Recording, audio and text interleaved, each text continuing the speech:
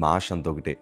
ఎక్కడైతే మీరు తృణీకరించబడ్డారో, ఎక్కడైతే వెలివేయబడ్డారో, ఎక్కడైతే గుండెలు పగిలేలాగా ఏడ్చారో అదే స్థలాల్లో నా ప్రభు మీ అందరిని హెచ్చించబోతున్నారు. విశ్వాసంతో ప్రార్థన చేయండి. ఘనమైన విజయాలు ఖచ్చితంగా నా ప్రభు మీ అందరికీ దయచేస్తారు. God bless you all. ఈరోజు మన చుట్టూ ఉండే మనుషులు ఎట్లాంటి వారు తెలుసా? బయటకు ఒకలా కనిపిస్తున్నారు, లోపల మరొకటి దాచుకున్నారు. బయటికి ప్రేమిస్తున్నారు, లోపల చాలా ద్వేషాన్ని దాచుకొని ఉన్నారు.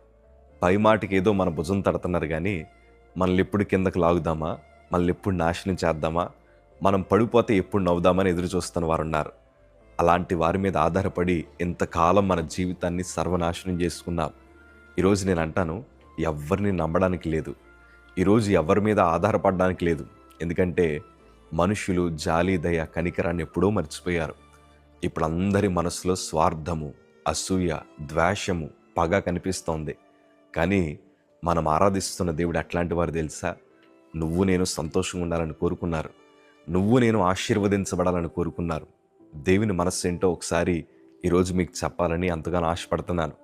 దేవుని వాక్యంలో ద్వితీయోపదేశ కాండము 4వ అధ్యాయము 31వ మాట చదవగలిగితే, నీ దేవుడని యెహోవా కనికరము గల దేవుడు గనుక నిన్ను చేయి విడువడు, నిన్ను నాశనము చేయుడు.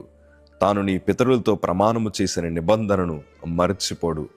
దేవునికుండే మనస్సు ఒకసారి మీ జ్ఞాపకం చేస్తున్నాను. ఆయన మన చేయి విడిచిపెట్టడు. ఆయన కనికరం కలిగిన దేవుడు. ఆయన నిన్ను నాశనం చేయుడు. నీకేదైతే ప్రమాణం చేశాడో దాన్ని ఎన్నటికీ మరచిపోడు.